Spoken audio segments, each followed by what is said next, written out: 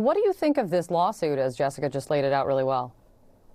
Well, it's fascinating. And I think it's probably one of many civil lawsuits that we will see that gets brought against former President Trump.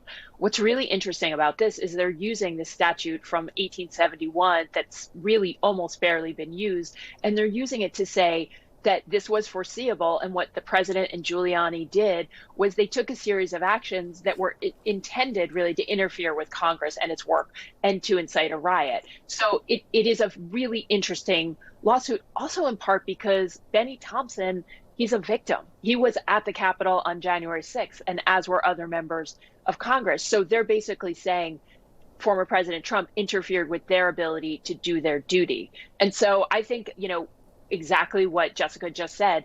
The question is, will there be depositions? There are a lot of questions about what Donald Trump did on January 6th after the riot started. And so after, individuals had sieged the Capitol. And so I think this potentially could be a way that a lot of additional information and evidence gets brought to light.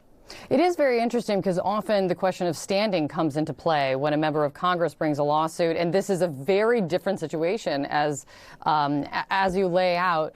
Talk to me about what this means in the short term and long term for Trump and Giuliani. What does it mean if they're going to be subject to deposition? What does it mean if they could be subject to discovery? So I think the first question and the first legal defense will be Donald Trump will walk in and say, I was acting in my official capacity as president. And what the lawsuit does is say, no, you weren't. It already starts to take that on and say that this is not what the president of the United States would do. This is contrary to your oath. And look at all the words and statements that both you and Rudy Giuliani made that were essentially encouraging violence, or at least an end to the electors being able to certify the election, the valid election. So that's a piece of this. That will be a legal fight. But the other piece, and what's really fascinating, is that to even sort of answer those questions, some discovery will be needed. I think that you'll start to have questions about what did Donald Trump do.